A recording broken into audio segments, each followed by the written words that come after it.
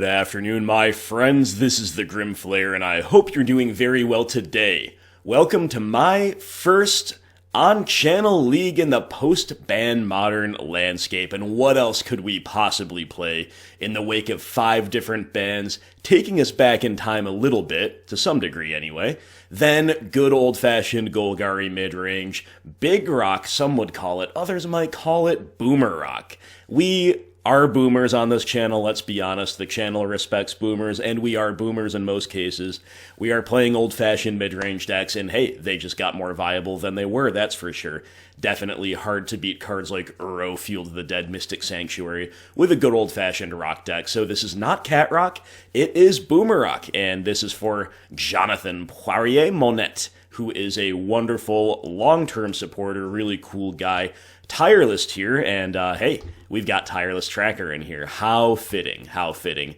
One cool thing about Jonathan is that he's got most of this 75, as well as a bunch of other rock cards signed by the artists. I love that. They're really cool stuff. We've seen pictures of them on Patreon and on Discord on the past, and if I were ever to kind of try to make a paper deck flashy again, I think I would try to do that rather than foil it out these days. I think that seems like a really cool approach. It looks awesome, and we are going to run a list of his design through a league for you. So basically, no Lurrus of the Dream Den, no Mishra's Bauble. We are looking at a more old-fashioned setup, and let's go through it. So the land base is relatively stock with a lot of the usual suspects, including 3 Field of Ruin, 2 Peatland, a Quagmire, and a Castle Locthwain for utility lands. You could also consider the 5th Marsh Flats a fine utility land. It is a broadly very acceptable choice in the rock in general, and in this case we've got a little extra love for the trackers, and because it's a traditional list, a boomer list, we're using my traditionally favored Onslaught basics. Gotta love it. At the interaction, the 1 mana interaction slot, rather, we've got a whole lot to like. We've got 4 each of Push and Inquisition, 2 Thoughtseize, a single Cling to Dust supplementing those very nicely with our plan. This is a really nice inclusion, whereas a main deck Nihil Spellbomb would probably be the preferred inclusion if you're only playing 1 in a Cat Rock build, but Cling's going to be nice here, I hope. And then we also have 2 copies of Unearth. Unearth will be very nice, I suspect, in this particular build, and also this is a card that usually performs for me when I do have cause to register it in the rock. We have a very traditionally featured Grimflayer MTG style split of the gold cards, 3 trophy, 1 decay, 1 pulse, nothing wrong with that, especially in a newly developing meta. Looking at our permanents, we have 2 Hexdrinker, 3 Bob, 3 Skoos, 4 Goyf, very nice, nothing wrong with that. The aforementioned 2 Tracker, a playset of Lily Veil, and a 1 of Murderous Rider. Excited to play this card again. It's been a while. It's just another one that doesn't fit that well in Cat Rock, but fits a lot better in a deck like this.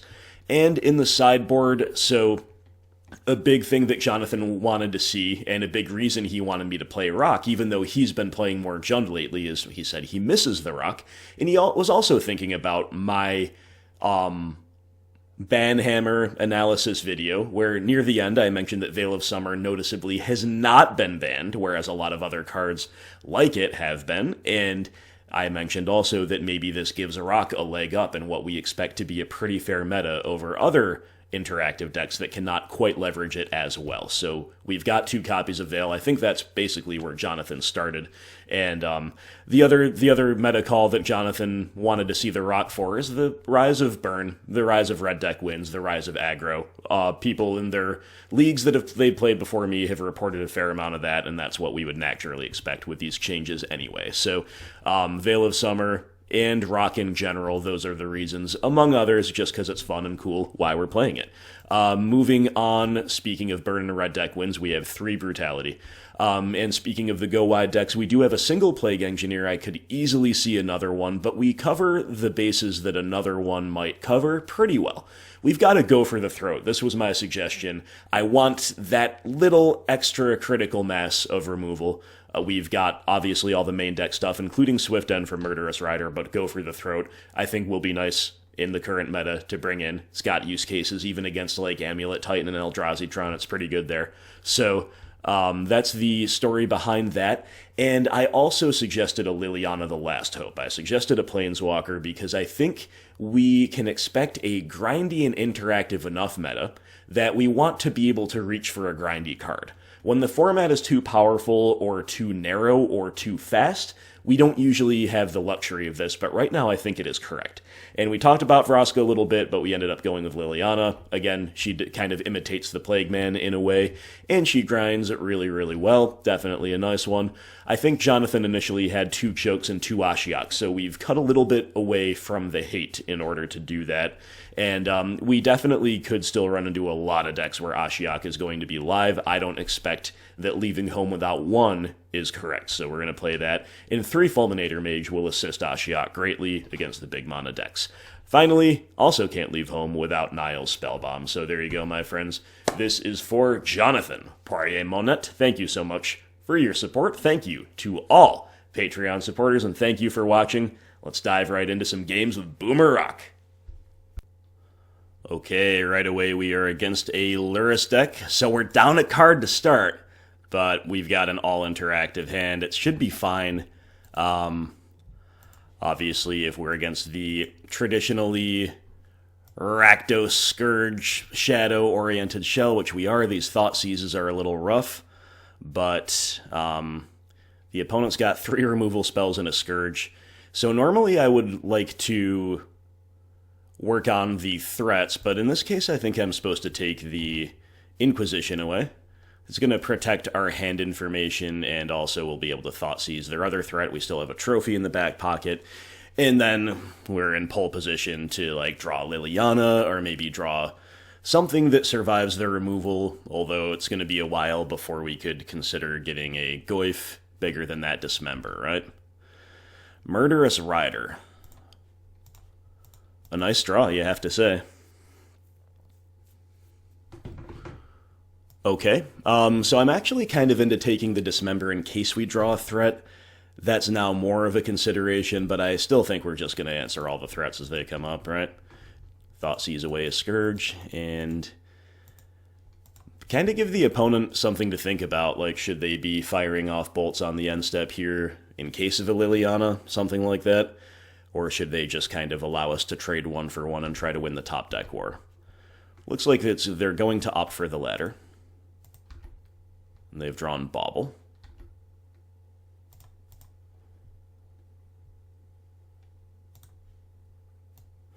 Alright, let's go Lily. Dark Confidant. Dark Confidant.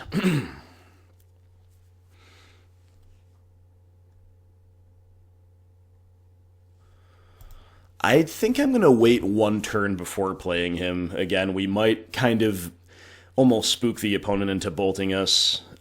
We also have Field of Ruin as something very useful to do here.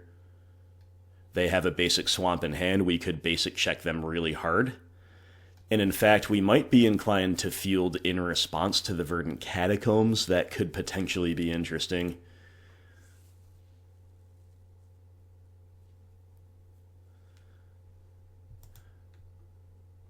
Just so we guarantee they're not drawing off Sunbait Canyon. Perhaps to avoid that, they will just simply go to their turn, which is also fine with us ultimately, right? Alright, so can't fire off the field yet, but we're kind of time-walking each other. This is ultimately fine. And there's another trophy, so far so good. In terms of us drawing action, I think we're going to say go 1 more time.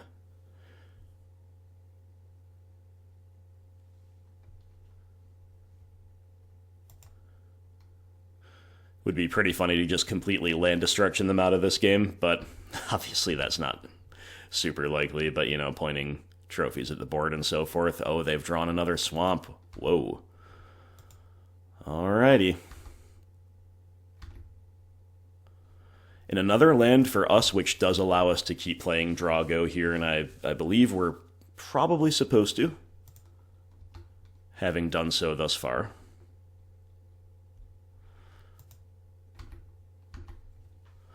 Almost would love to just keep drawing Fields of Ruin, you know?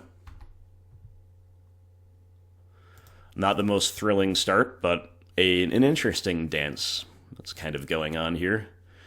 And obviously other things will be nice draws too, like, again, we're still kind of trying to draw Liliana. Discard spells will be fine. But the opponent has not seen any discard spells, and if they start finding them, we could get punished, right?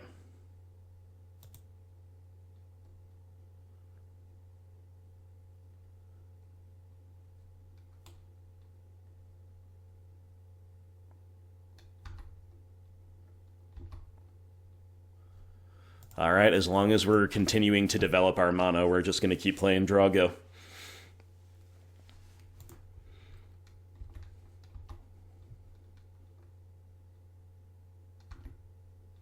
Still no Field of Ruin target for us. Fair enough. Okay. We can probably stop flooding now. And yeah, I maybe actually should have held that swamp, because I forget, because it's been so long. But I forget that we're a Tireless Tracker deck, right? But we've still got the ability to generate clues with Catacombs in the field. And if we draw another land, I'm going to hold it, unless it's like a utility land. Fatal Push. Alright. Pass to you. So much for a quick league today. Not really anything has happened, and it's turn 8.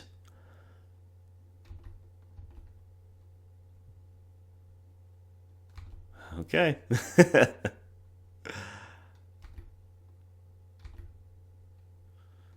There's a Catacombs. I'm holding that one. Let's draw a Tracker. I'll be happy to force some action with a Tracker and all these clues as a result. Yeah, given our Boomerang build, I think this Drago really favors us. Come on, Tracker. Scoos, huh? 1, 2, 3, 4, 5, 6, 7. Alright. I'm going to say go one more time. The opponent will have to discard the hand size before we do, right? It's kind of funny. Kind of funny, though. Oh, a discard spell. GG. Right at the correct time they draw one in order to keep doing what they're doing with that holding pattern. Down goes Scoos. GG. Alright. Maybe we'll draw one right back. We draw Tracker, let's go. Alright, cool. Time to make a million clues.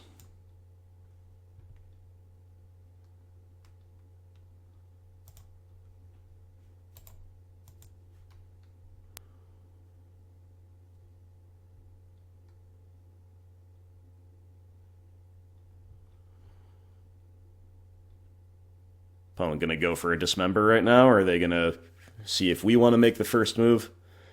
I think if they let us make the first move, we just pass, right?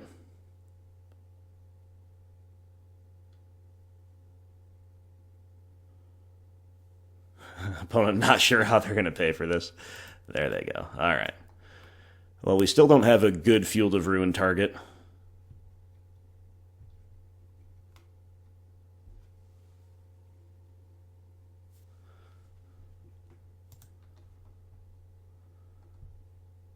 But we'll get at least 2 clues here, which is awesome.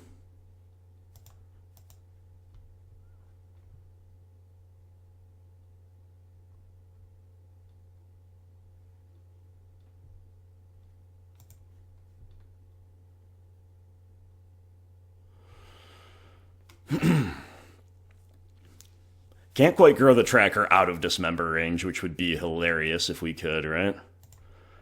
I will crack 1 clue on the stack, though, just because. Kind of want to do it this turn anyway. Another Bob. Alright, it's probably time to start forcing some action here.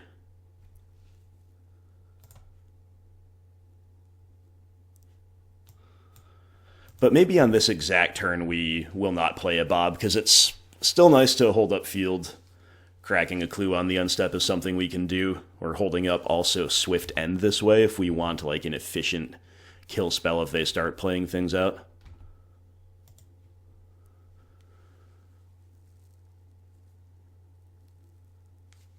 OP with a Swifty, sure. I think in this case we're probably just going to push. Okay, Swifty into Thoughtseize.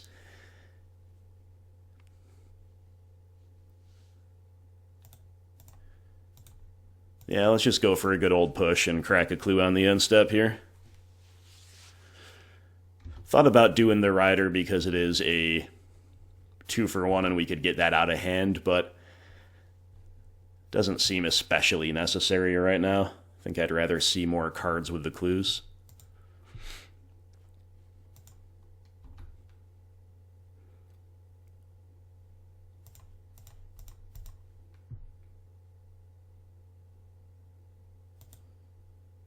Okay, Inquisition, sure. We know there's 2 bolts in hand and another Inquisition. All right, we'll begin with 1. Yeah, fairly well timed on the whole. They have triple bolts, a push, and a TBR. I'll take 1 bolt. Might take another bolt here, just so we don't get cheesed out.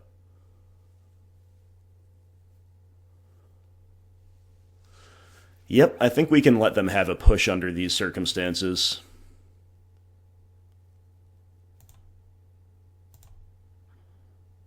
Let's crack a clue.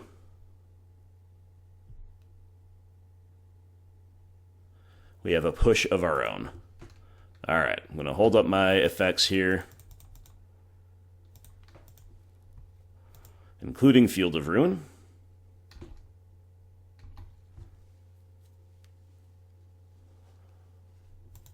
Okay, OP doing nothing and being very patient with Lurrus. I think at this point we're in a field just to maybe basic check them. We have another forest and another swamp to get, I believe.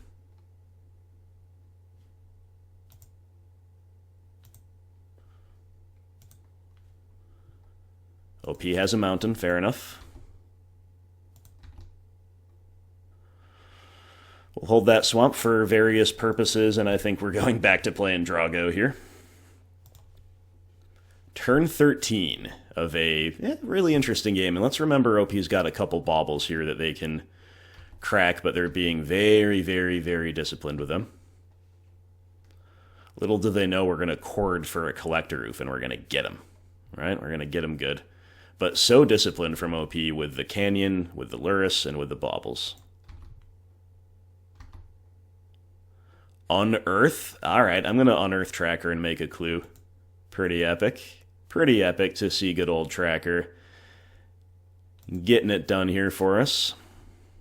Obviously, OP can bolt or push this, but it's just another 2-for-1 in our favor.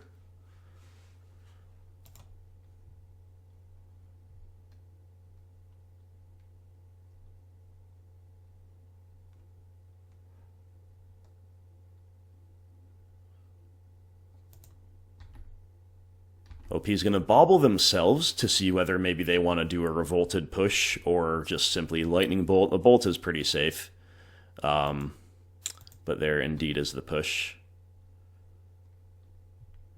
Alright, cracking this clue main phase, looking for more threats, or like a Lily would still be great. There's a Goyf. Alright, mega rewarded, because now the opponent doesn't have their push anymore to beat this. I'm just going to play a Bob to give them the most number of things to try to beat, even though we know it dies to Bolt. That's still fine. Still a fine 1-for-1 trade in a situation where we've gotten more than our share of X-for-1 trades. So we're holding up trophies. Our pushes here, we've just got 4 removal spells in hand. It's a good place to be.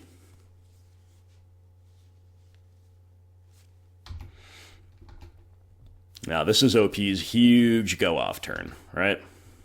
They're making all their fetch lands, or they're activating all their fetch lands. They might crack Canyon. They're going to put Lurrus into hand. But the fact that they were so cautious about putting Lurrus into hand might end up benefiting us. We'll have to see.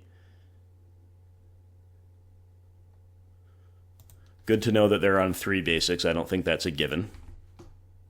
And Step Bolt.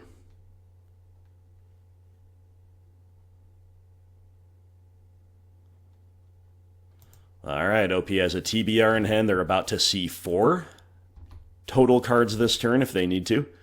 2 draws from Bauble, 1 for turn, Cracking Canyon. And then, obviously, Lurrus can both come into hand and come down on the field and then buy back Bauble or Swifty or what have you. But that'll all depend on what OP has seen with the first 3.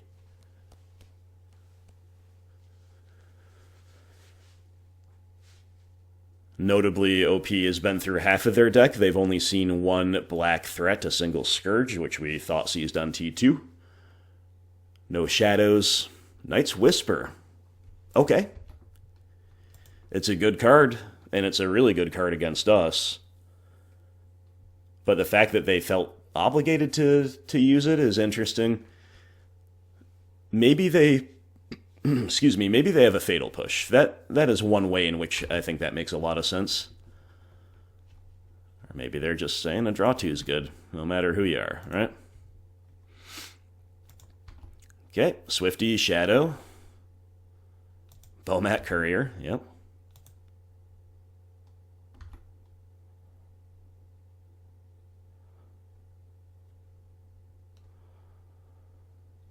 Alright, so I think we have to be mana efficient here. We're going to trophy one of these things. It's got to be the Shadow. Giving them a land is not free, but... oh, look at all our removal. Look at all of our removal. Our cup runneth over, my friends. Oh, and they don't even get a land. Got it. Alright, we'll start with a push here.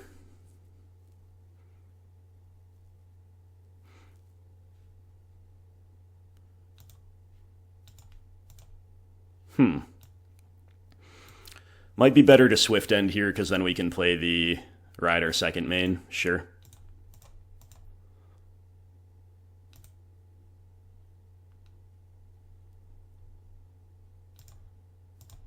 Still holding up Trophy this way. We wouldn't be holding up Pulse anyway, because it is a sorcery.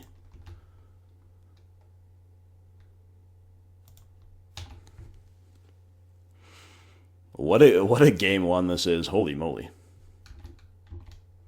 OP at 2. But with a lot of tricks up their sleeve, another Canyon, Lurrus can still go to hand, blah, blah, blah. But now they are dead to a Rider, even if they can take Tarmogoyf, and we got there, largely on the back of that burst of clues with Tracker after a long holding pattern. Definitely a really cool way to get there, if you ask me. Nihil Spellbomb, Veil of Summer. Go for the Throat. These are our best cards. Lily the Last Hope could be okay. Plague Man could be okay. There's probably some people who would like to play an Ashiok. I don't think I'm one of them. They're too aggressive. Ashiok's too hard to protect, especially on the draw. So we have 5 cards that are pretty much must-haves. A couple others in contention. Probably supposed to cut a couple bobs here on the draw. Maybe a single Hexy as well. I think I'm into cutting both Thoughtseizes here. Playing with about 4 discards sounds right. Might as well keep our progressions as painless as we can. Cling to Dust I think we're supposed to keep.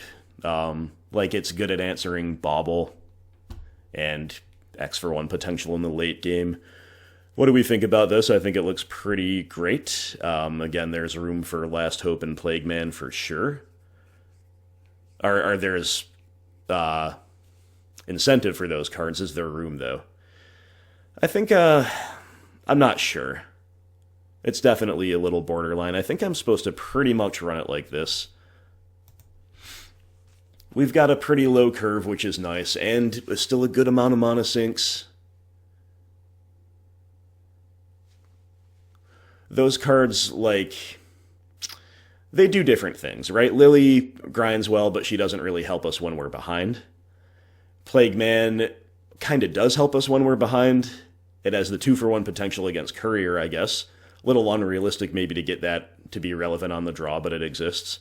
And also just in terms of like playing a 3-mana Grey Ogre with Death Touch to trade with a Shadow or a Scourge, it's okay.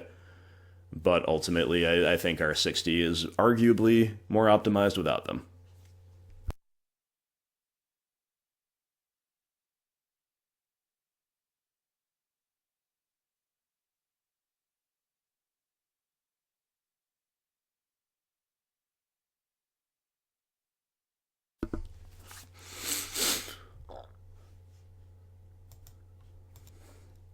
A totally great keep.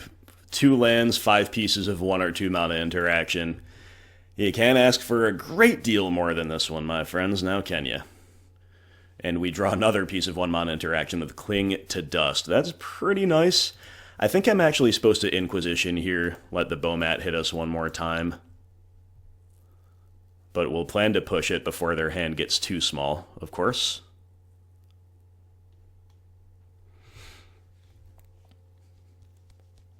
Nice to always, when you board away a little bit from discard, still open on 1. That's really nice.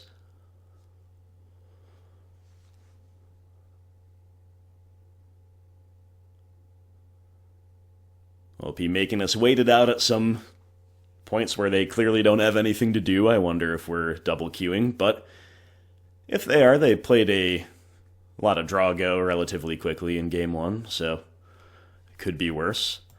Okay, they have K-Command and Scourge. These are the 2 cards I'm thinking of taking. I'm not going to take Soul Guide Lantern or Lightning Bolt at all. So why don't we just play for the long game, take the guaranteed 2-for-1, even though it's stuck in hand right now, and that can be a bit of tension with Bomat Courier. You let the Kolaghan's Command stick around, and you can absolutely live to regret it. It's not the unlikeliest thing in the world that the OP simply deploys a Scourge here, in which case I'm simply gonna push both of their threats, right?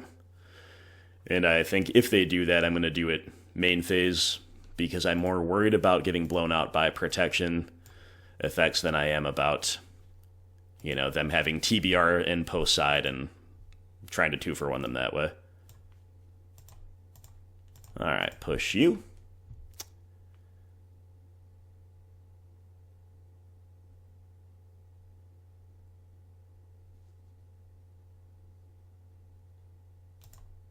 And push you.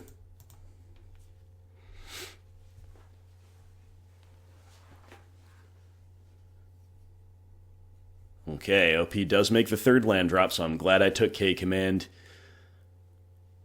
Lurrus going into hand is a reasonable play pattern, but they don't go for it. They go for Soul Guide Lantern, getting rid of the only sorcery to make good old Goyfy Boy worse. And there is an Unearth for us. Okay. No 3rd land, though.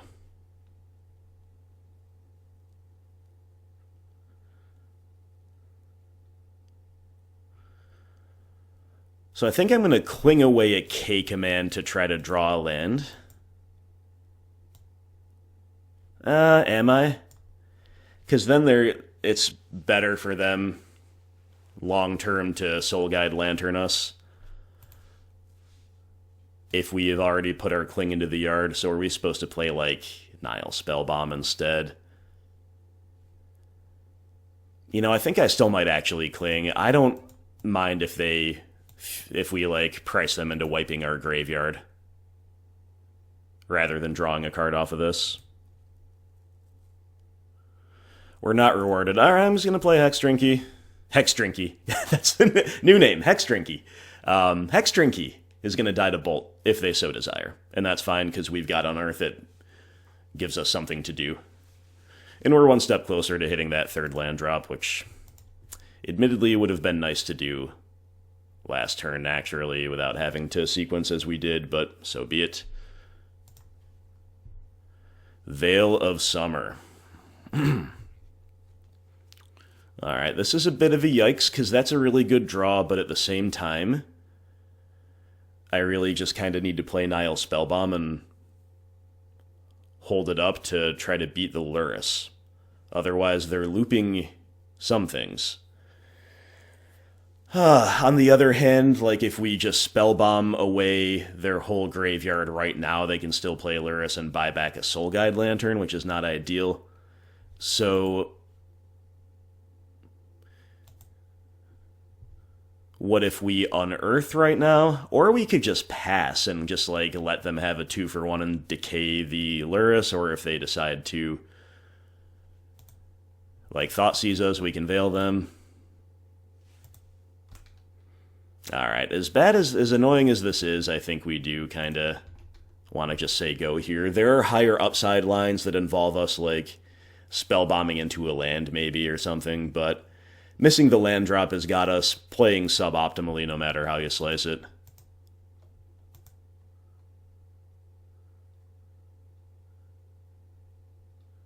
Feels bad.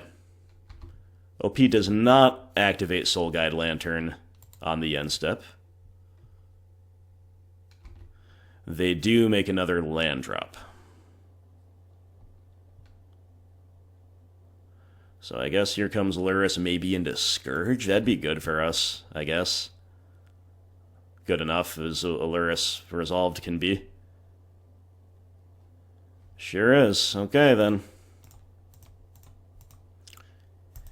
Decay the Kitty, we've got Trophy for the Demon, and hopefully from there we can win.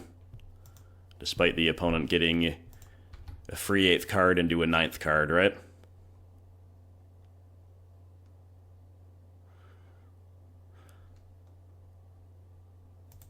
Okay, so I think we're supposed to take it a little bit slow here. I'm going to Trophy while they're tapped out. But I'm not going to try to get super mana efficient with like a Spellbomb or an Unearth. After this, I'm simply going to hold up Veil of Summer. And then next turn, like, we can do all three, right?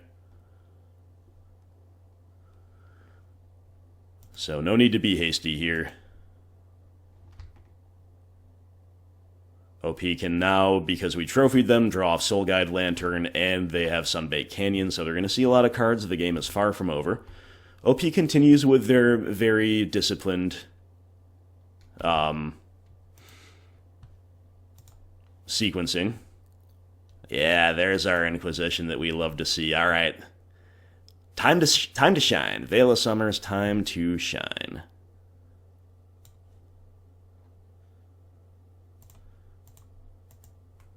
Boom. Got him. All right, we've drawn Hissing Quagmire. Sure. OP's drawn a land. Sure. Nihil Spellbomb. Ooh, this is rough. A little bit rough, right? I mean, the Spellbombs are fine and all, but, like, no 4th land for Cling to Dust to really punish OP for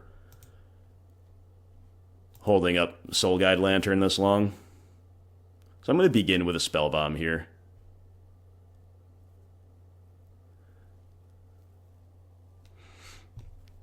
I'm just looking for some more good old proactive things to do. Field of Ruin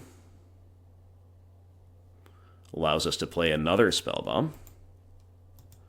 I think we're supposed to wait on the Unearth. Like, trading the Unearth for the Soul Guide Lantern is okay. You know, them drawing a card is fine. Them drawing a card is generally not desirable, but Hexdrinker can run away with this game if we successfully unearth it. So I think we're going to go Field of Ruin into Spellbomb, and the reason it's Field specifically is because I don't want my Spellbomb to be tapped out if they have, like, a Braid or Kolaghan's Command or something. It'd be nice to get the Quagmire down, don't get me wrong. Okay, so we've beaten the Soul Guide Lantern. And now if the OP doesn't discard us out this turn, which we're representing Veil of Summer for again, then we can unearth Hexdrinker, have a threat, one that could conceivably win the game, and OP has just seen enough. They're just going to scoop. So, that was some good booming. That was some good Boomer Rock play. I'm not saying I played so well. I'm saying the way the deck felt, the play patterns that were available to us. This is the type of thing, guys, if we're not scrambling to compete on all fronts and getting deterministically outvalued by piles. Even a really strong top-of-the-meta deck like this, we can definitely contend with, and this was a great example. So, long may it continue a fun and successful start to this league. Alright, a 5-lander is very sketchy, but I might have mentioned this recently. Saw something from Reed Duke keeping 2-landers and 5-landers and everything in between, so I'm going to keep it. I might still mulligan this on the draw, but we have a way to get a free win against certain decks, because we have opened on Trophies and Fields of Ruin. And if not those, at least Trophy might be... At least Trophy's like always live, right? And then Liliana is certainly a mirror breaker in a lot of ways, and it looks like we are in a mirror. So it's good that we didn't have to mulligan in a mirror. I assume this is Rakdos or Jund, but it's definitely pretty bad that we are on no spells whatsoever, basically. And of course, we draw another land. So if you can Inquisition us, we're going to trophy this land. Maybe they're Jund with a greedy land base, and the Inquisition at least is going to whiff, and then our Field of Ruin can get to work on their lands from there. But otherwise, we are, we're totally playing off the top, and it is indeed Jund. Hey, there's a Dark Confidant. Sure, he's not going to live, right? But we'll play him out. What's the worst that could happen? Well, the worst that could happen is that they, have a Renin 6, probably. Alright, Baron Moor. Uh-oh, Renin 6 is even scarier now. Obviously, lots of things are bad, including good old-fashioned Lily Vale, and there she is. Alright, this is the nightmare with Rock. We need good luck to beat Jund. They're so favored against us, it's unbelievable. And obviously, we will just draw more lands. Cool.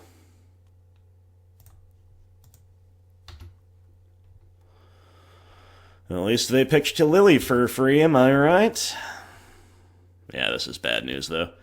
I'm going to discard Swamp here in case we are so lucky as to rip a Tracker. It also conceals info this way. No Bloodbraid Elf, thankfully. Let's hit that Ravine. Just another way in which Renin 6 will bury us is unwinding all the good work we're doing with this, but hey. That's all we've got, right?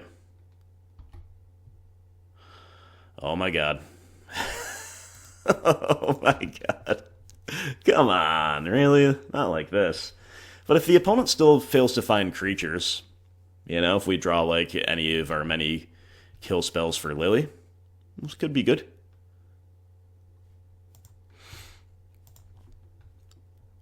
We're still likely to get out top-decked by Jund, but, they're pitching gas. They're pitching Lightning Bolt. That's pretty scary. They just have a million removal spells, I guess. Hey, a Lily of our very own. How about that?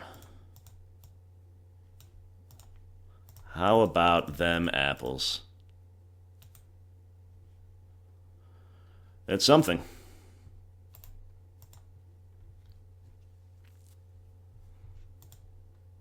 Hey, we get push out of their hand. All right, all right. Uh-oh, here comes... Yes, no, maybe so.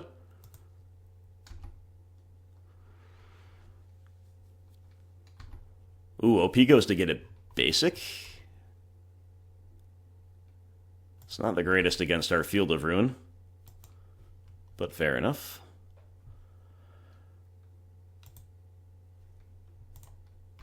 And they do have a trophy. So I think on the draw step, I'm going to try to take them off of double red and potentially screw them out of a land on the field in case they draw their second swamp for turn. We'll get Forest here because we do play 3 Scoozies. Not that it won't just die to Lily, but sure.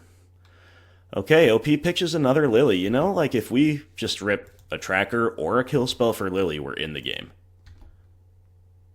Hissing Quagmire. I'll take it. It's really not that bad. Treetop Village would be better. Uh-oh, OP finally found the good stuff. Bloodbraid into Spyro, and this is why we can't beat Jund. This is why we can't beat Jund unless we get the better half of the luck, and we most certainly are not getting the better half of the luck here. They pitched a Kolaghan's Command, interesting. They found another Raging Ravine. Well, goodness. This is all a little bit impossible to beat all of a sudden. Bloodbraid Elf will do that to you. Cling to Dust. I think we should cling away Baron Moor. Not that it's going to matter what we cling, right? Just want it to not be a creature. Yeah, let's get Baron Moor out of there. Inquisition, pretty awful stuff. I'm going to cling again. This time for Raging Ravine, I guess.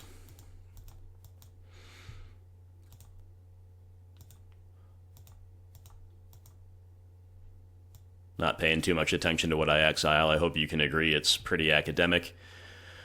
Oh, Hexdrinker. Oh, Hexdrinker. You're pretty good under some circumstances, but I'm not going to play you right yet. I think what we need to try to do is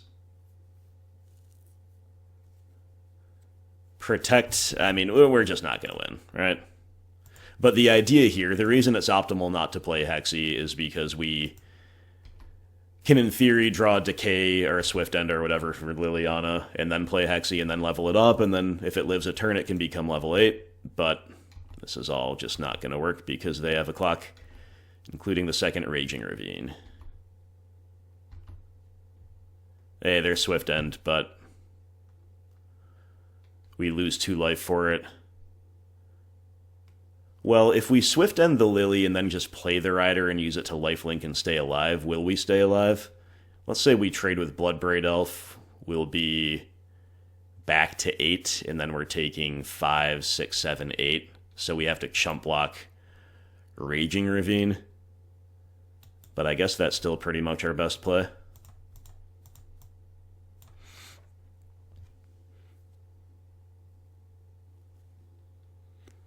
Alright, Murderous Rider showing us a little bit of love here.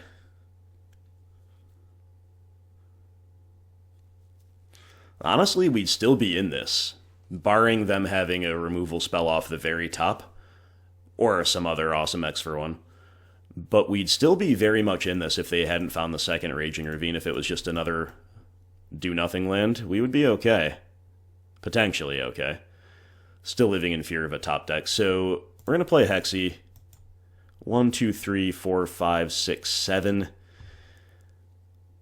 So if we go to 5, we're chump blocking Ravine, we'll go to 7, we're taking 6. I think we're supposed to put a level on here. Just to make next turn better, if we get a next turn. I'm having to do a lot of thinking for a game that we almost certainly can't win. So if I punt later, that's why, right? That's why. I used all my brain power on the deterministic loss in Game 1 to Jund. Oh, why are you fetching and shocking? Oh, for Fatal Push. Alright. Alright, Junded out. Man, this really sucks. It's just like mid-range... BGX mid-range mirrors are not usually the most fun because they're so top-deck dependent. And then when it's Rock against Jund, it's so bad. I'm definitely feeling very unfavored here. We at least do have our grindy card that I mentioned in the deck tech I wanted to reach for. Here's a great example as to why. Veils are good. That's another thing that could flip the script on Jund. And my Nihil Spellbomb I like a lot. Plague Engineer is fine. I'm probably cutting all Bobs because they're just such a liability against Ren, but maybe we could leave one in on the play. Just depends if we think we have space for him, and we might not. So we might be looking for cuts anyway. I'm going to cut, like, I'm going to cut our discard amount about in half. And then, I guess Bob and Plague Man are kind of competing for the last slot. Why don't we try a Bob on the play? If we can find a spot to stick him, he'll still carry the game. So one Bob is not that much of a liability. And I like our configuration quite a lot. If we wanted to be a little ballsier, we could cut like another discard spell. I think about 3 is the least you can play against Jund, because their spells upon resolution are so much more powerful than ours on average. So, yeah, let's do it like this. And hey, we got a lot of good cards in here, but the matchup just is not what we want to see. If, like, you would never deliberately play Rock into Jund unless you were on a really weird Rock build. Our hand is fine, rewarded for seeing an Inquisition despite cutting half our discard spells, but beyond that, we have no X for 1 potential. We're just hoping it pans out. They have Klothys, K-Command, Lily of the Veil. They have 3 very good X for 1s. Klothys is unbeatable. We have to take that. It's beatable under certain circumstances, but so I'm, revising that really strong statement I just made a little bit, but it's pretty close to unbeatable. You need a lot of things to go your way. Like, an unchecked Scooze, which, number 1, won't go unchecked against Jund. Number 2, we don't have. Number 3, we don't even have that many green sources, so it's just... gotta take the Klothys. Gotta try to find another way to beat Liliana somehow. We might just draw a bunch of lands again. That would suck. I hope OP just, like, plays a Tarmogoyf or a Scooze here into a Fatal Push. That would be perfect. They don't. So we're just gonna cling away. I think I'm gonna...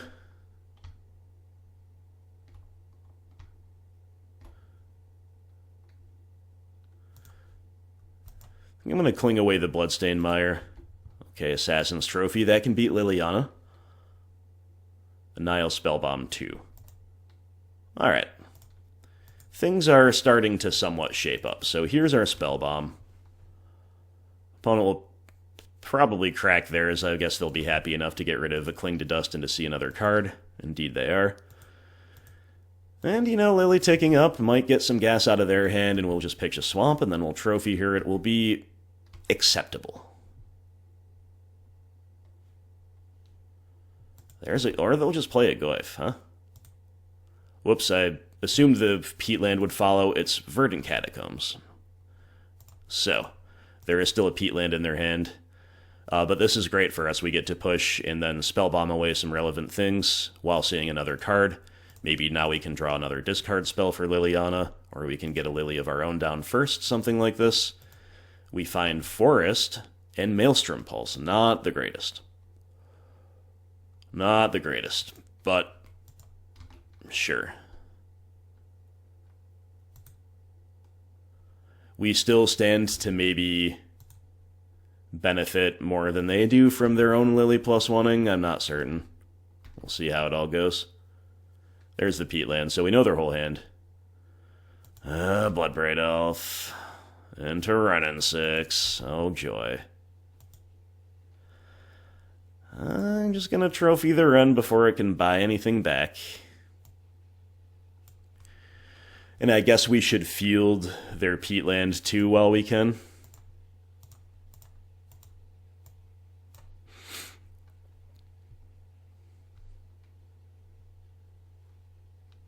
But Ren, obviously a must answer with Peatland around. I'm giving them 2 untapped lands this turn. I don't think that can hurt us based on what we know of their hand, but there is one unknown in there. K-Command, Lily Veil, Fatal Push. It's a really good hand when we're staring at not much. Murderous Rider, though, coming to our aid. You love to see it. You really do. Big problem is, like, it's not even good to kill the Bloodbraid Elf because they have K-Command, so... I didn't turn auto yields off enough in enough time. I maybe, if I had, would have considered... I was going to think about cracking Peatland to try to find a discard spell before K-Command was live, right? Here's Lily. Alright, easy pitch a Swamp here. They pitch a Trophy. Alright, crack Peatland. Find Forest. Brah. Alright, Swift and the Lily of the Veil, I guess.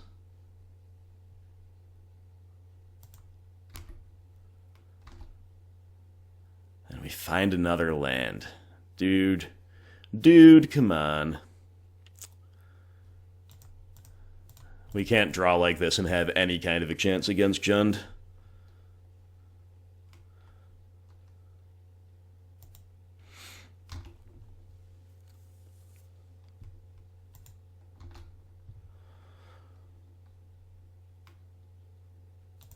Cycling a Barren Moor. I'm not supposed to take this block because they might not have a way to outright kill the rider. And I don't want to let them buy back Bloodbraid and we can win the race. Nice. Okay. That's a good little thing for us. It's not probably going to be enough, but it's a good little thing. We're sitting on a Decay and a Pulse, which are kind of awkward.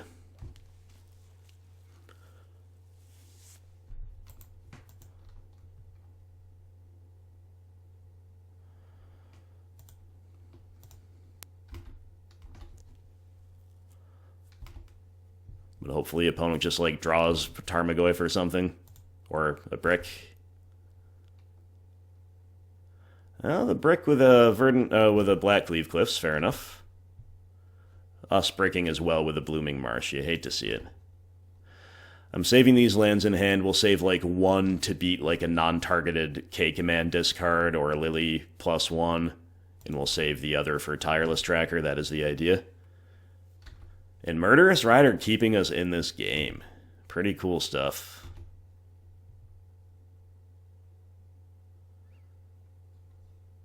There's a Goyf. Alright, that gets decayed. See you later. And maybe they'll want to now buy that back with K-Command. Oh, okay, that turns on their Fatal Push. That's fair enough. I still kind of had to do it, right? But admittedly, I forgot about that in the moment. Still no real way around that.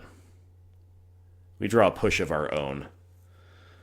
Alright, well, it's going to be time to rip the Band-Aid off. Basically, we have to finally pulse away this Bloodbraid Elf, because it's going to kill us in 2 hits if we don't, or kill us in 1 hit plus a bolt. Then they're going to K-Command to buy it back, and then we get to Fatal Push it. So if they brick off of the Bloodbraid Elf Cascade, we are still in the game.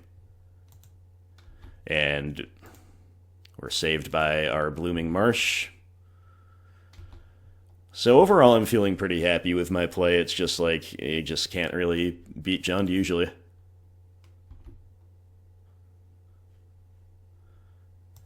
Bloodbraid into Scooze, yep.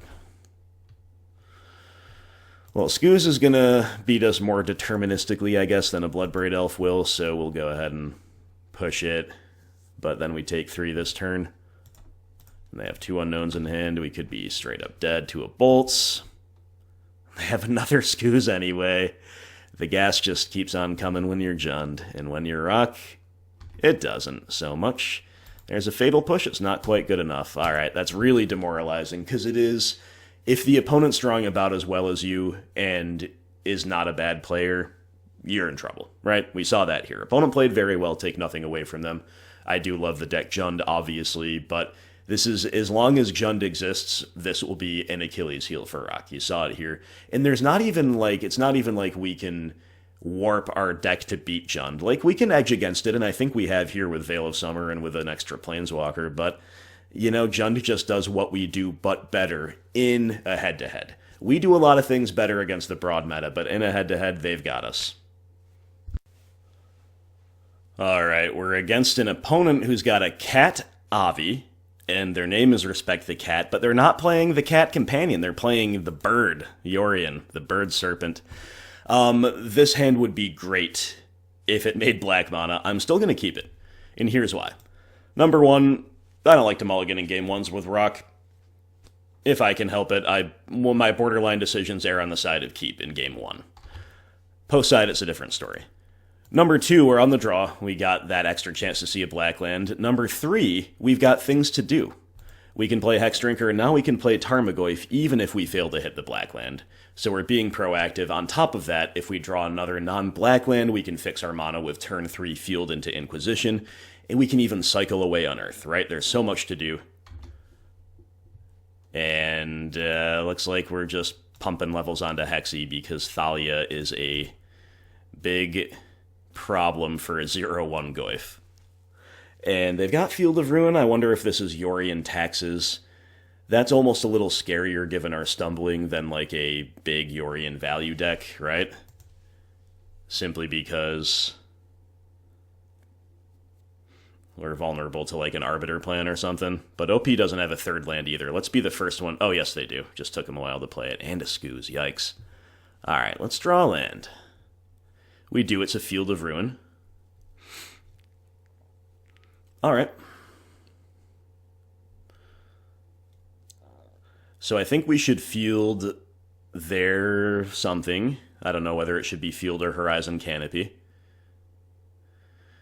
Just to fix our mana, we get to put a level on Hexy that way, and then next turn we get to do, hopefully, a lot.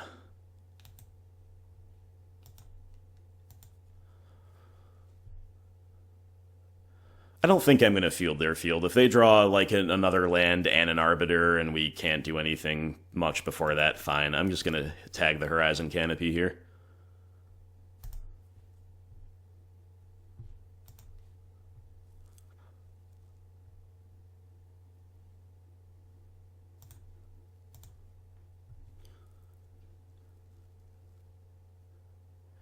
And I think I'm sitting back because I think they're the aggro, and I know they can push damage through with Giver if they want to, but that's good for us because we now have our removal that's live. So if that's what they feel pressed into doing, that'd be great. Instead, they just curve out beautifully with a land into Skyclave Apparition. And they're holding up Giver, so we're getting taxed and aggroed out. So we could have gotten 4 damage and had the same outcome, I guess, but I think my play was correct on average. And we are still not really doing anything relevant because we get taxed by Thalia out of double spelling. And even if we kill Giver, then we're not able to do anything second main.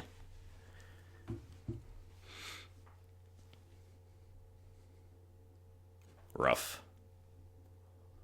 We could play a Scavenging Ooze, maybe, just to be a little more mana efficient. We could also try to get really lucky by kicking it off by cycling Unearth, trying to draw an untapped land, and then we will kind of have double spelled. But I don't think we're supposed to do those things, so why don't we just, like, plan to decay the Giver? Or if they decide to tap out with Giver to get more damage across, we can decay something else. But we'll be a little more mana efficient that way. This matchup seems fine, but like they have more grinding power with Yorion, and we're getting pretty unlucky here in game 1, you gotta say. So dropping the game 1's gonna feel bad, and I think we will. They just have too many things that we have to answer, right? Eternal Witness. Okay, well, if their deck is structured like this, it might be pretty good against us with cards like that. But we have to decay the Giver here.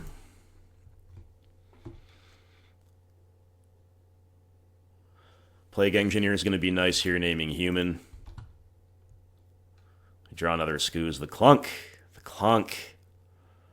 Oh, nothing is good enough, except maybe Tarmogoyf.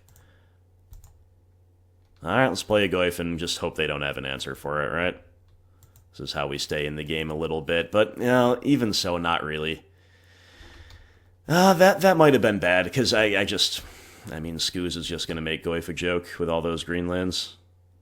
I don't think we have an out, but I probably should have cycled Unearth to try again for the highest possible upside. Cycle the Unearth, draw an untapped land, have, like, push for the Scooze. I'm just dead. Did we have a land on top? No. Alright, we're dead no matter what we do there. Pretty rough. But I think the matchup should still be fine. Lily, Plague Man, Go for the Throat are all great. And then some number of Collective Brutality, probably 2 at the most. I think a Hexdrinker can go, and, like, I would normally say a Scooze could go, but, like, competing over their Scoozes is definitely interesting. You know, I think I might actually cut Tarmogoyfs here. This is actually a really intriguing approach. If we cut Goyf and Cling, we get to leave all 3 of our Scoozes in and try to beat them at their own game. And then we can play all 3 Brutalities and still have a really decent threat density and a ton of value. We're, like, committing to winning the value game this way. And we could also alternatively bring back a Hexdrinker. Maybe I'm going to do that and cut a single discard spell. I think that's pretty good. There might also be scope to, like, play a single Ashiok, which I think could be okay, but I don't believe I'm going to. So we're competing over the value game more than trying to race them. I think that's correct against what we saw of their deck. Against, like, a regular Taxes deck, Goyf is great, but here, against the Yorion deck, with what we've seen, we'll try a different approach. We'll see how it goes.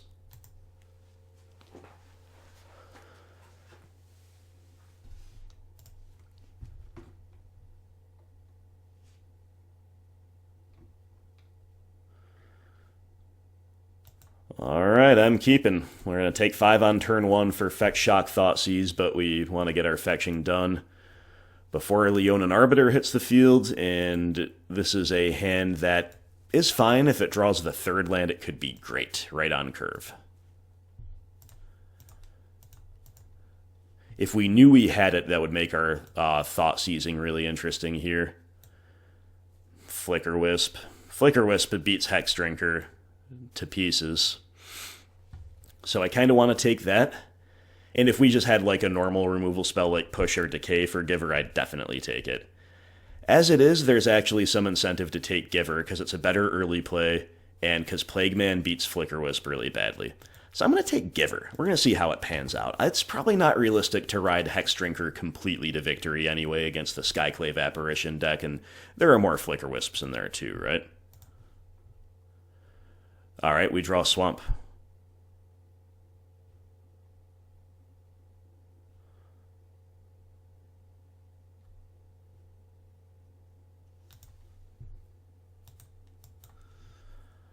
I'm going to fetch around Arbiter, and I'm going to make my Skoozes sad by getting another basic Swamp. Or am I? Yeah, because I don't want to get cheesed out by beats. Like, neither player has a Skooz anywhere in sight, and we have a ton of removal, so overall this is fine. But I don't want to get cheesed out by Stirring Wildwood plus other threats. We've already taken too much damage, right? For our own good. Okay, well, drawing more removal is not the worst. We're just going to level Hexdrinker up, basically price them into playing Flicker Wisp next turn before we potentially draw a fourth land and make it invincible. And then we get to just like go back to beating with Savannah Lions, and we get to Plague Man 2-for-1 them. It's pretty good. An opponent showed us a couple lands we didn't know about, right? So they're flooded.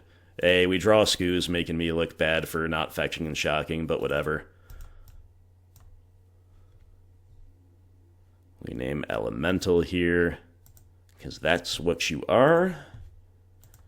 And 2 to you.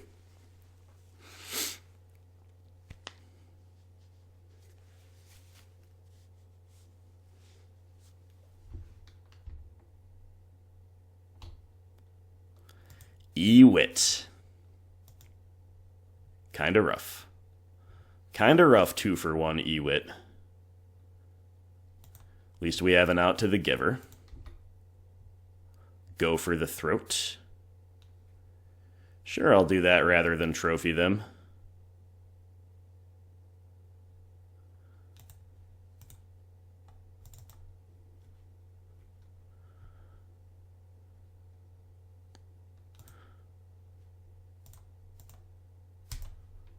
I'm just going to put a level on Hexy and not attack. I think we have more inevitability than they do.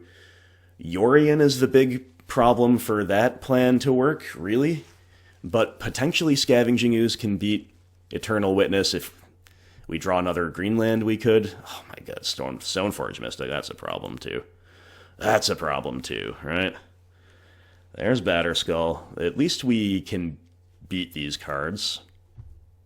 Well, we do draw a Greenland, but we didn't specify untapped. You hate to see it.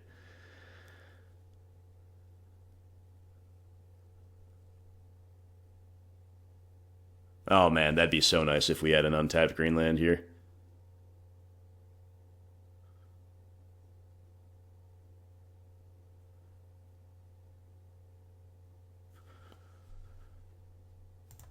Think I'm just pulsing SFM to deny another.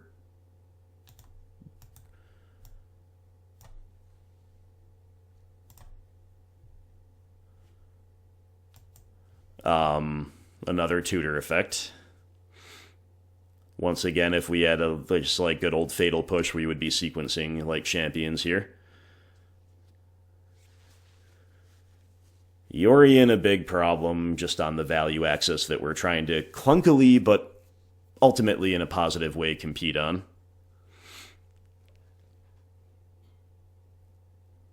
Yeah, if only that Blooming Marsh had entered untapped. They buy back SFM. Lily of the Veil.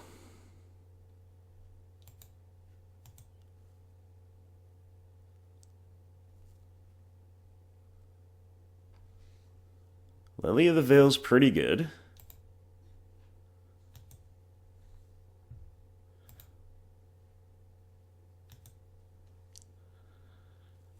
I'm kind of worried about them just having like an Ephemerate for Yorion, though.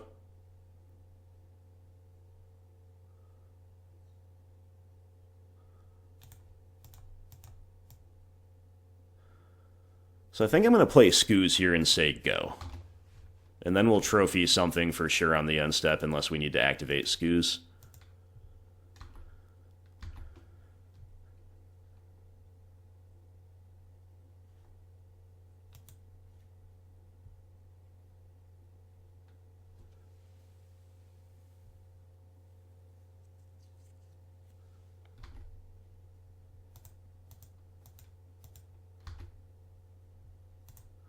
They have Sword of Feast and Famine to get. They have Fire and Ice. Okay, don't care as much about that, most likely.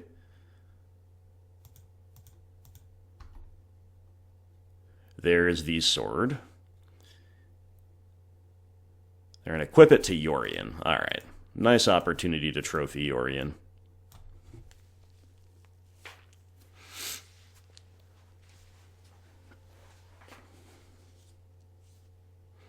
Remember, they still have a Batterskull in hand, which is a scary one. Tireless Tracker. Alright, it's Lily time.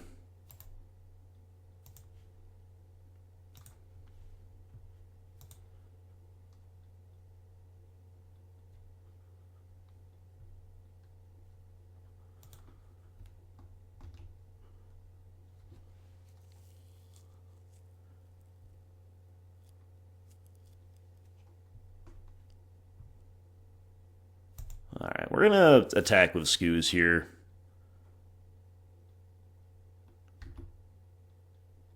Going to try to split the difference between everything we're trying to do. Pressure the opponent, protect our Planeswalker, yada yada yada. I'd rather hold up a Scooze activation in case they top deck Eternal Witness.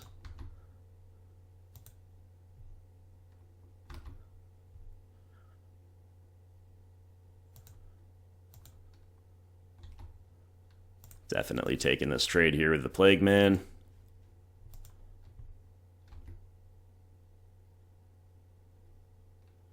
Alright, OP, what else you got? Maybe just Batterskull without the ability to bounce it back, which would be acceptable for us.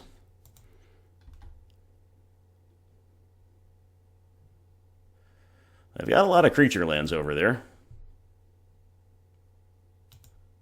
Let's eat Yorion, I guess. Brutality. I think that's going to be our pitch to Lily here. Hold out hope that Tracker is relevant. But it's not... I mean, even that's not really clear. But yeah, I think it's got to be, right? Because, like, by the time we can kill something with Brutality, it will be equipped with a sword. Alright, trophy the skull.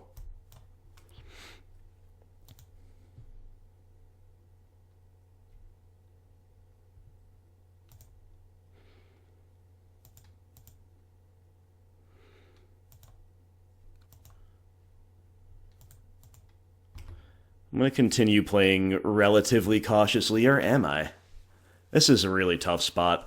I think caution has served me well this far. We'll be cautious in a couple different ways. Scavenging Ooze staying back and holding up an activation means that we can protect a Liliana. Or we can... Oh no, I'm sorry about... Sorry, I forgot about the Stirring Wildwood actually being equipped, honestly. So, yeah, we do kind of have to jump block here. Whatever. That was probably bad. This is the type of thing that happens when I'm trying to narrate interestingly. Every now and then I'll just, go through the motions of that a little bit more. So that was pretty bad. But there's still a lot of things for us to like. The longer we hold off from them drawing with Sword of Fire and Ice, the likelier it is that we can steal this game somehow.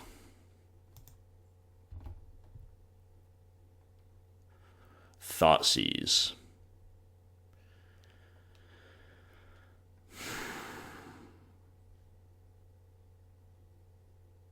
Sure. I don't expect it to do anything here. Nope, there's just a Ghost Quarter.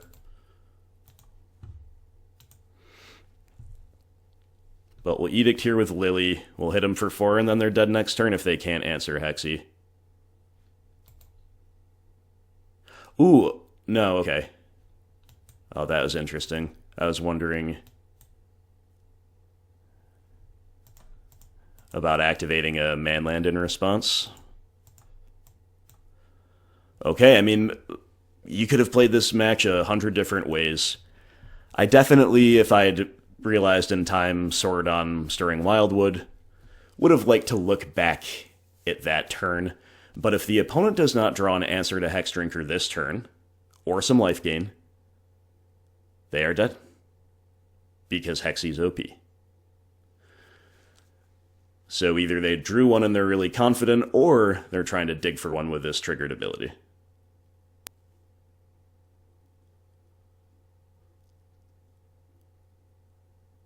Horizon Canopy, the dig continues. No Skyclave Apparition, no Flicker Wisp. They drew life gain, though. It scoos. That is actually real bad. That's real bad.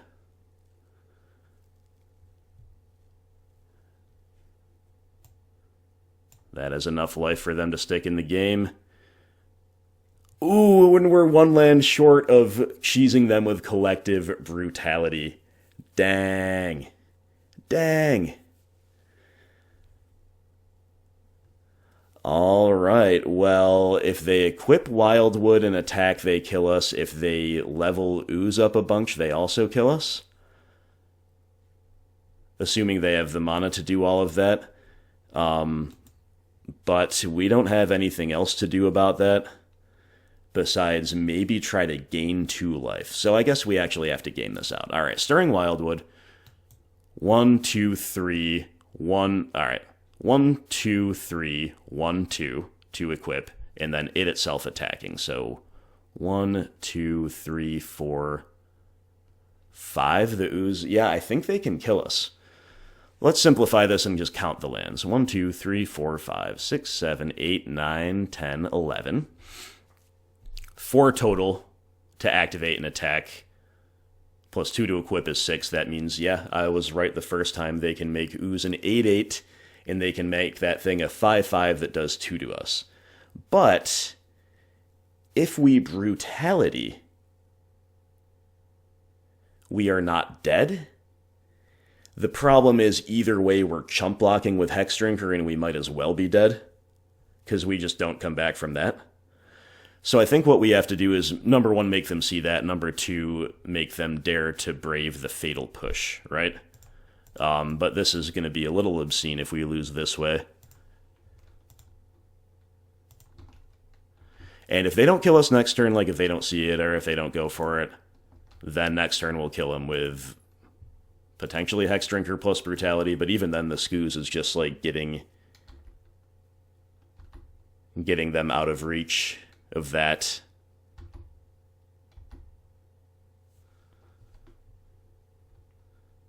It is in some ways a risky play for the opponent to go for a kill here, but they rip Stoneforge Mystic off the top.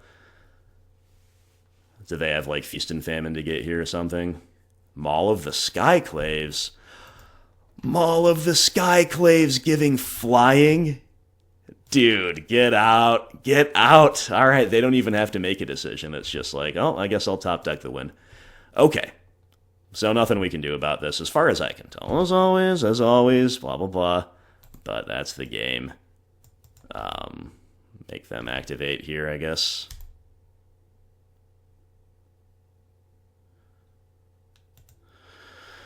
Really sucks.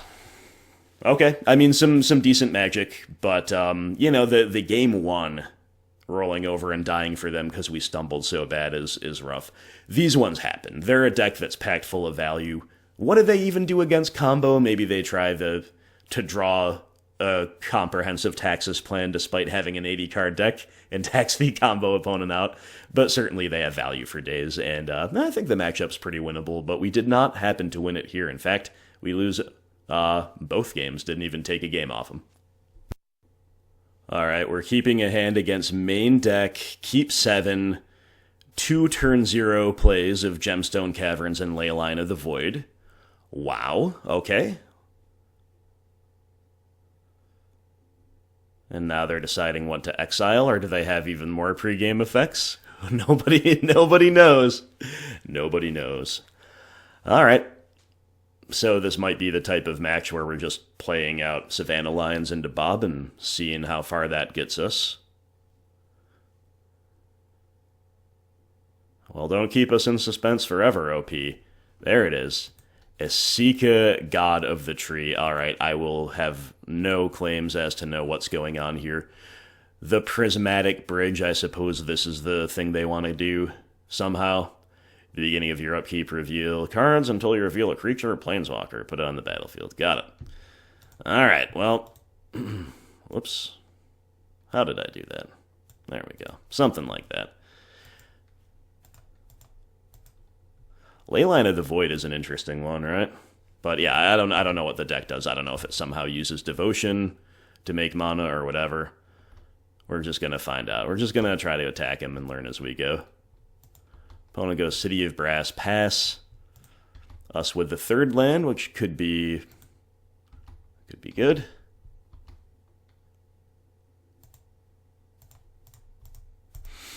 I don't know if fielding them is going to be profitable. Certainly they look like the type of deck that plays few basics, but I wouldn't put my money on none. They don't have a third land. Okay, fair enough. That seems good for us, so I'm probably not going to field them. I'm probably going to try to get more proactive here. The question is, which is more proactive, leveling Hexy or playing like another Bob? I think I'm going to level Hexy here, because even if they do get to go off, maybe Hexdrinker is still a card that can beat that, right?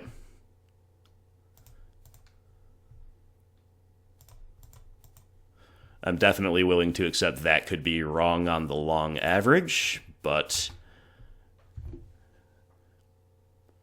since I don't know really what I'm up against, we are not putting all our eggs in one basket with Dark Confidants and with other things. Alright, opponent's just doing nothing. Well, that helps. That helps when your OP is kind enough to do nothing. And now that we are still kind of not drawing anything that gives our deck a different dimension besides maybe Field an Assassin's Trophy, I think I am just going to...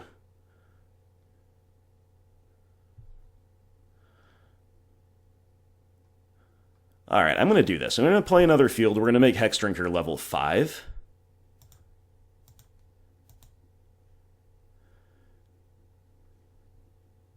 And then I don't know if I should hold up Trophy or play a Bob. I'm just going to play the Bob. Just to make sure they're as dead or as buried or both as possible next turn. Okay, there's a basic Plains.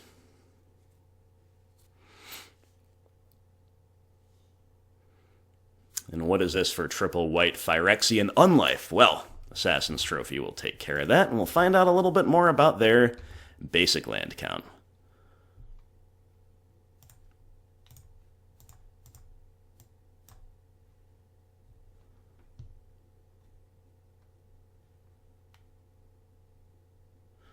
Another Plains, got it.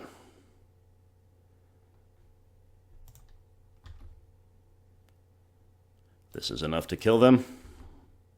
Unless they have like an Angel's Grace or something. Is this a new Ad Nauseam variant? They do have Angel's Grace. What? Okay.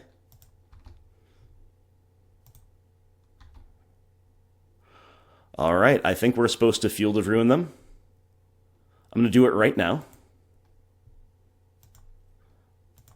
We're going to hit this Gemstone Caverns because the City of Brass is painful. Yeah, guys, I got no idea what's going on. I'll just put another level on Hexy, I guess. Angel's Grace. That was a joke. I didn't actually expect them to have it. But fair enough. But fair enough. And we've got another trophy to beat another Unlife, and that's the game. Alright. I could maybe try to look up a list and catch it, but I'm probably... I might just, consider this a fun puzzle to solve, right? Based on what we've seen, what do we do? Well, Collective Brutality seems good. They're probably a Leyline deck.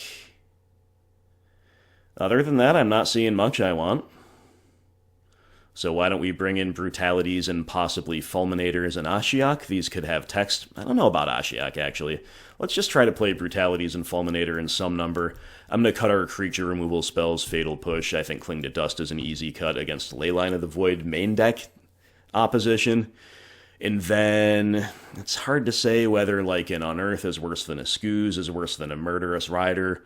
They do seem to want to cheat out Planeswalkers. They could hardcast them. I'm going to leave the Rider in, I guess. And, Unearth could be good if they're sweeping the board. Scooze is just a Grizzly Bear with a few upsides, maybe. So it's going to be one or the other. Let's cut a Scooze, because we are bringing in some slightly higher curve stuff and cutting a lot of 1-drops, so we'll keep Unearth there for tempo, and it can always be cycled, right?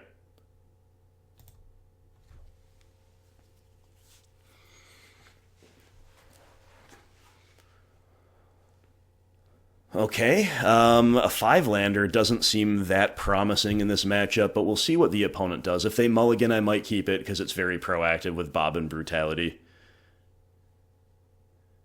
If they keep 7, probably supposed to throw it back. But I could see keeping this against a mulling opponent.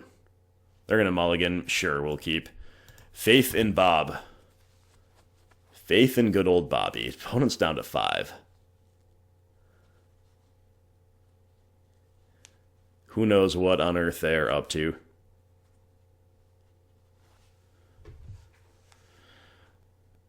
Maybe while we're doing nothing, I'll try to look up a list.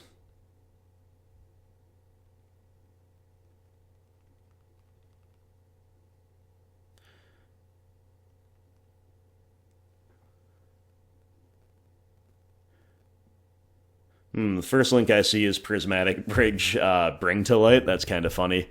Leyline of Anticipation. Are they like a mono Leylines deck? I did expect Sanctity. Anticipation, maybe not quite so much, but go off.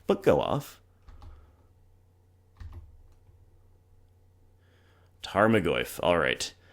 I'm going to play out of Marsh Flats, because stranger things have happened than them, powering out an early Ashiok or something. We'll get our fetching done early, and obviously the Goyf wants a graveyard that's as full as it can be, right? So, definitely 5-color stuff over there confirmed.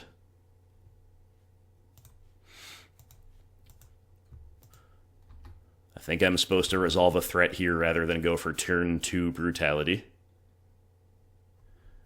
So why don't we play a Bob? I still think drawing more cards while pressuring is better on the whole than playing a smallish Goyf, for sure.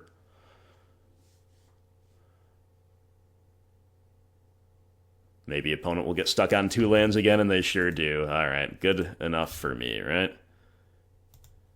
We draw into some action.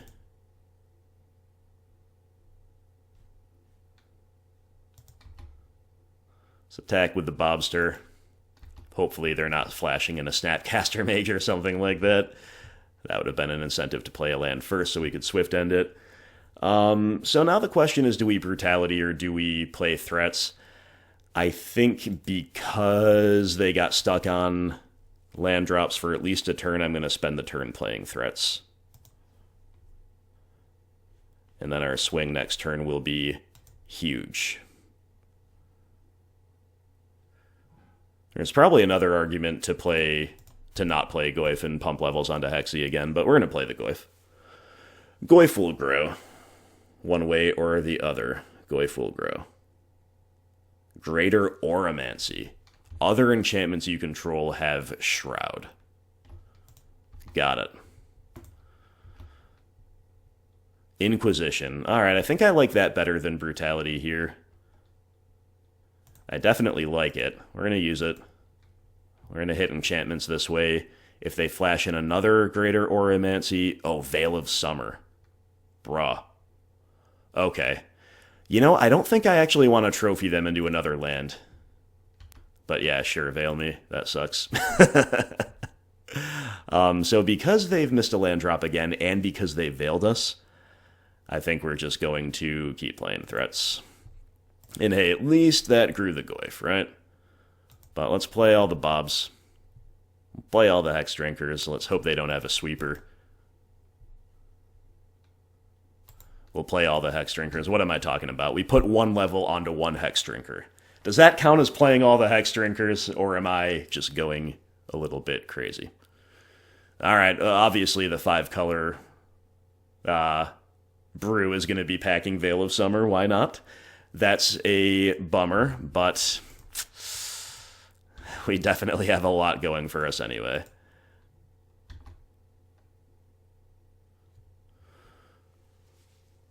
Alright, so if we manage to get an enchantment in the yard that's going to grow the Goyf by 1, we're currently, if we put the levels on Hexy, put 2 levels on Hexy, we're just killing them anyway. So I guess we'll just begin with a swing and see what happens. And then we can decide whether we want to go for a trophy based on what they do. 4, 7, 8, 9, 10, 11. Good game. Alright, still don't know what that was. Some kind of enchantments matter deck, and Prismatic Bridge appears to be a big payoff. Maybe it's a 5-color stew that if they keep 7, they can do a lot of really spicy things. I don't really know. But I feel really like it was almost an auto loss to run into a really solid Jund progressions with our deck. So I'll happily accept a free win here in round 4. We're back to 500, playing for a cash league in the 5th and final round. Let's go. Alright, this is a reasonable enough keep on the play, I guess. It's not that exciting, though. Hate to mull in the blind game ones, and I recognize this player on the other side. I believe Bruno is a Jund grinder, if I am not mistaken. I believe I've interacted with him or read his posts maybe in Flying Delver's mid-range Discord, so our hand is okay-ish in a mid-range mirror, but there's no X for 1 potential. And it's probably just Jund again, and we're probably going to get smoked. It's really rough. Really rough when that happens, but we're going to run out of Goyf. It's very bad generally to play a Goyf when it's going to die to Bolt, but we have nothing else to do. And in theory, a 1-for-1 trade with their removal for our threat is something that's good for us with an Unearth and Skoo's hand. In practice, Jund just definitely has an X for 1 in hand, and we're just definitely going to get got by that unless we draw X for 1s of our own. Man, I'm liking having a positive disposition, but it just is so punishing to play Boomer Rock specifically and see Jund 40% of your games. Like, if we had the Lurrus main deck build or Lurrus Companion, we could at least have a special type of edge that way. This way, it's just like, forget about it. And especially when we flood like nobody's business. So yeah, not very good stuff for us at the moment.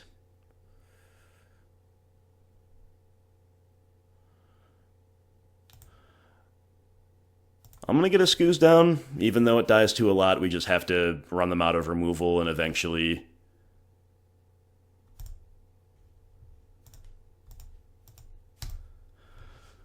unearth it. But, you know, then this is like the dream progression to see when you're a Jund player, right? Oh, but there's no Liliana, at least. And it's a trophy, sure.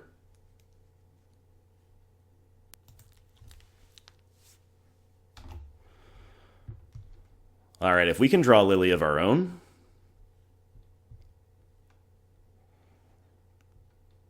that'd be something. If not, we're even more all in on this one Skoo's. Alright, there's our Lily. Nice. So no Unearth for us, that is fine.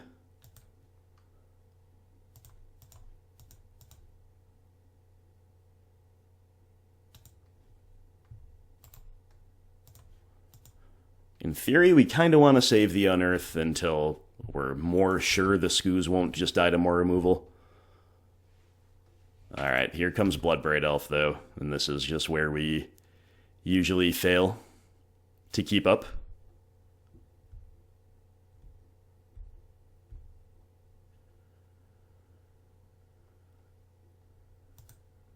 Yep, into Fatal Push, into Thoughtseize. Alright, so let's cycle Unearth in response if we get a land we're awarded.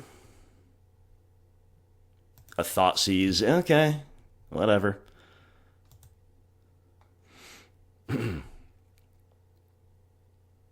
We're a card deeper to something relevant, I guess, and oh boy, have we found something relevant? I think we have. Let's go. Tracker's back on the menu, my friends. Boom. Boom. And let's attack their green and red sources, I guess. Quick top deck of 3-2, making 3 clues. If we were in any kind of like a normal... Okay, and they've got push, so they've at least gotten some tempo efficiency there. If we were in any kind of a normal, like, evenly matched mirror, that would have just basically been GG. But because it's Jund, I'm still halfway thinking we're going to lose. Not going to lie. But that gave us a shot. If their last card is Spyro, I'm probably going to cry. It sure is. Goyf into Spyro seems really good. Yeah, so... that was like our best possible draw at the best possible time, and then like a normal Jund progression just kind of matches it. Nurturing Peatland. Okay. Fatal Push. Yep. A good find. Let's crack another clue. A less good find with another land. So I'm just going to push the Goyf. Now, that's not necessary, but we'll do it now, why not? And then I'm going to play a Swamp, because we're obviously going to crack the clue. Rather than crack a Peatland first, might as well keep it all as painless as possible. We've got a Dead Catacombs in hand to protect from a Lily +1, I suppose, but yeah. We're still getting Junded out, despite, again, the perfect tracker at the perfect time. There's a Lily.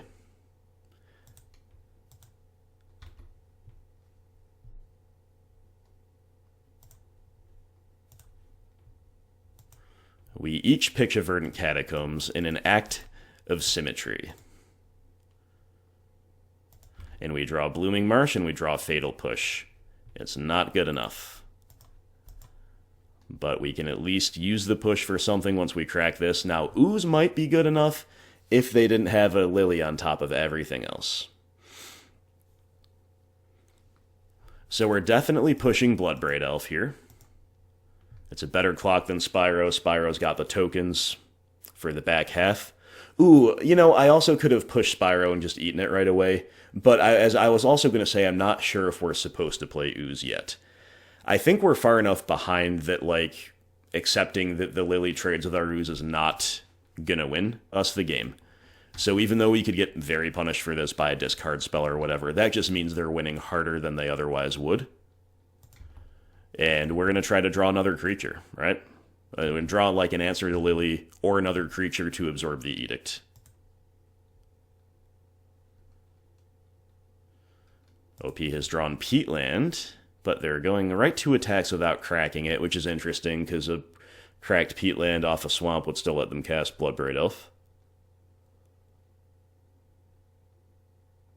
Lightning Bolt us, okay? That makes sense, I guess. This is a race for sure to close out the game before we can stabilize, and we do draw another creature. It is a Hexdrinker, so we are alive-ish, potentially.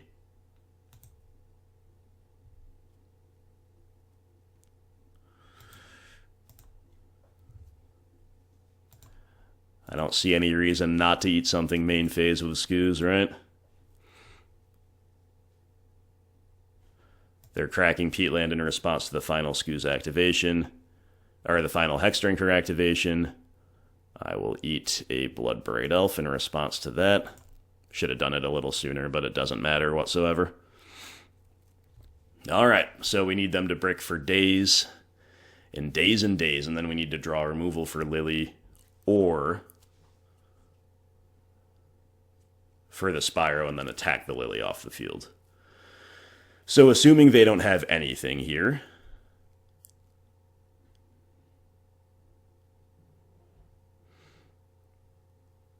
It's a toss-up.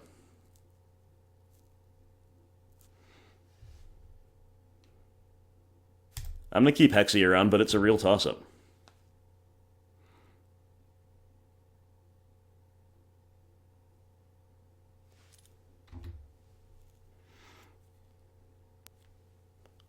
Alright, we got Trophy for Lily.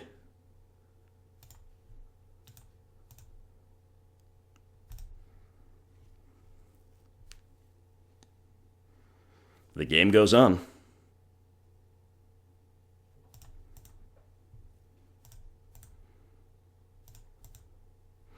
Now the big question is, do we attack and leave ourselves dead to Bolt K Command Bloodbraid Elf? Or do we sit back? I think we have to attack. No burn or haste one time. And also no edict one time. Fascinating game. Lots of decisions that are basically coin flips. And Hexdrinker giving us a chance to cheese a game we have no business being in. And that's the concession. OP tricking us by tapping Blackcleave Cliffs. Ooh, close. Alright, yeah, we had no business winning that one, but Hexdrinker OP. And now we gotta try to steal a post-side game. We've already seen how we sideboarded once. In this league, Spellbomb, Veil of Summer, Last Hope, Go for the Throat, possible Plague Man. Moving away from Bobs, moving away a little bit from discard.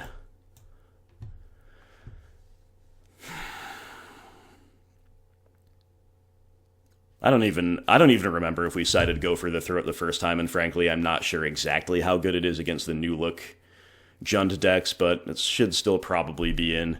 I'm going to play it over. I'm going to play no Bobs on the draw. And then we still have a cut to make.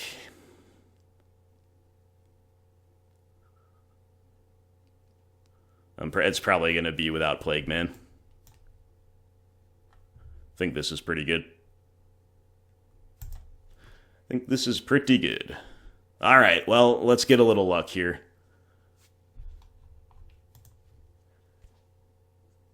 And we can close out a very scary gauntlet of matchups with a cached league if we get some luck post-side here. We've got a totally respectable keep. It doesn't have X for 1 potential, but it's 4 spells, 3 lands. They're all interactive. And the opponent will mulligan. Great news. Keep it.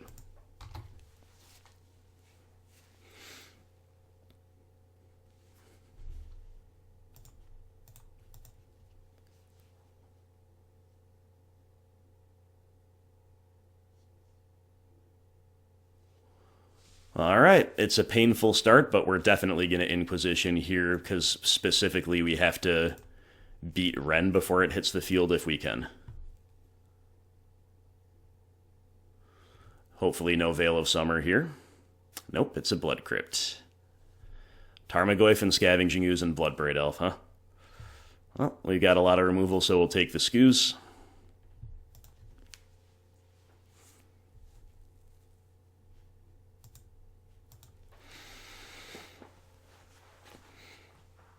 If we had a Thoughtseize there, I would have taken Bloodbraid Elf, even though they're a little ways away from casting it. They could, in theory, miss the 4th land drop. I definitely would have just gone for it. Tireless Tracker.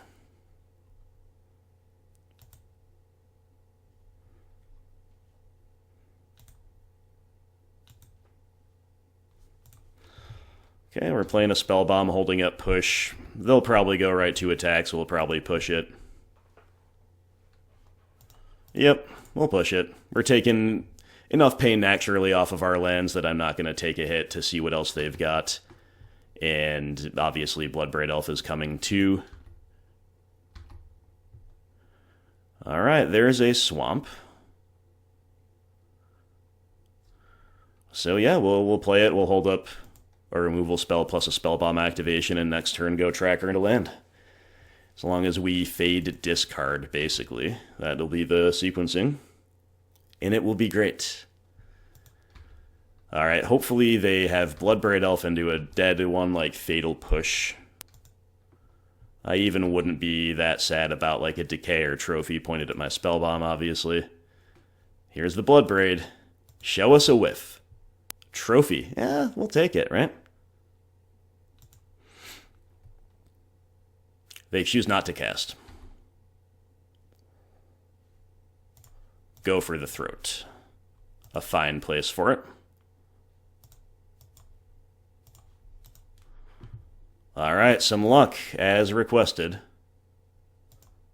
OP was still 2 cards in hand, though. But it's tracker time.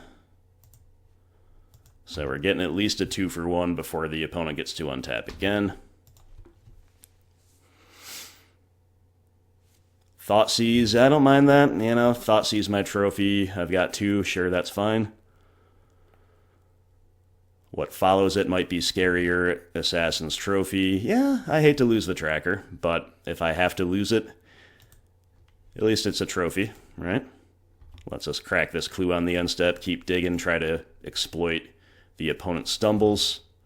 We draw Field of Ruin, Maelstrom Pulse. Not the most exciting ones, you have to say. Have to acknowledge that they're not that good. Unearth is, though. Have I played a land this turn? No, I have not. Right? Let's make sure. Right. So now we get to unearth the tracker, make more clues. Oh, tracker, you're so good sometimes.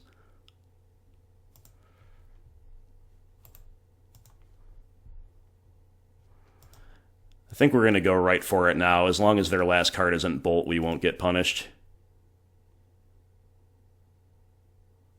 Once again, we'll attack red and green sources, I guess. Unearthing the Tireless Tracker in a BGX mirror. Now that's living. That's what living is. And it's still Jund, so I'm still terrified. But imagine if we were doing this in a rock mirror, right? We're getting some good stuff going. So OP's really got to kill the tracker, otherwise it's going to go badly for them. Plague Engineer, not worried about that at the moment. Oh, nice. Untapping with Tracker, and now we have Veil of Summer. Yo! Alright. I guess they would have killed it if they had a kill spell, right? So let's see if we can draw a better land to play, basically. Yeah, Field of Ruin qualifies, doesn't it? I think we're just going to ignore the Plague Man and make more clues and attack their mana even more.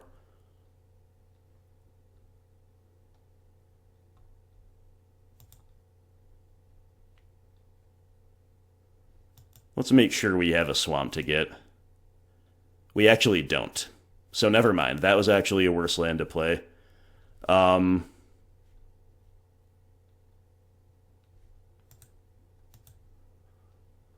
still not that worried about the Plague Engineer, though. Let me begin by cracking a clue. Scooze? Yeah, that's good. But I'm just going to say go, hold up another clue, hold up Veil of Summer, more importantly.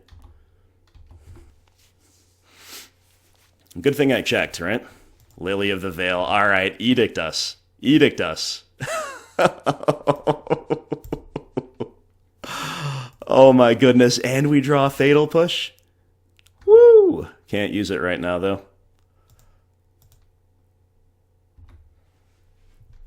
Verdant Catacombs, but are there fetchables? I guess Overgrown Tomb is the fetchable, right?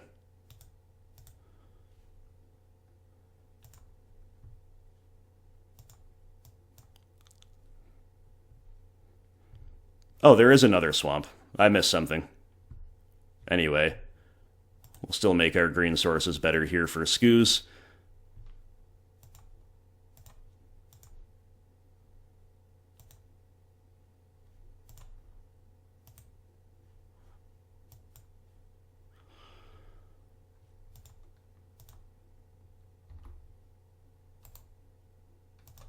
We'll attack the Lily. Even though it might actually be better to attack them, I'm just sticking strictly to the value game here.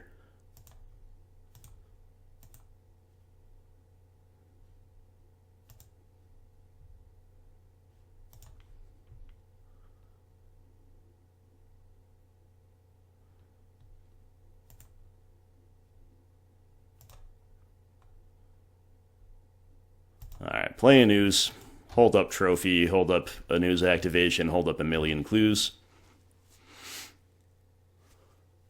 OP cycling a Forgotten Cave. Playing a Blackcleave Cliffs. Alright, we are radically out top decking the opponent, and that's the concession. Good games well played to Bruno, if that is indeed who I have interacted with before, or at least read the posts of before. And this was a tough gauntlet for Boomer Rock, but boy, geez, did our deck look pretty good in a lot of places, especially with Tireless Tracker getting it found at the exact right time. So that was a fun league, I'm not going to lie. Definitely the first Jund one felt rough, definitely felt a little aggrieved to lose to the Yorion deck in such a deterministic way. But, those stumbles will happen. We had some good shares of variance, especially in the latter half of this league, too. Fascinating run out. And yeah, this was definitely a lot healthier Modern than anything I've seen in the last little while. That much I can guarantee. Alright, my friends, so not, only 3-2, but again, a tough gauntlet. Yorion decks in general line up well against mid-range. All of the usual caveats of the free 8th card, right? They apply to Yorion just like they do to Lurrus decks when they're declared as the companion. On top of that, Yorion gives that player the incentive to play all these ETB effects, right? And then the Yorion Taxes build, I admit, is pretty cool, because it does give the deck a type of interactive or taxing lower curve edge that, like, a Soul Herder deck doesn't have. When Soul Herder is just like, play a gigantic pile of X for ones and hope you're against a deck that cares, right?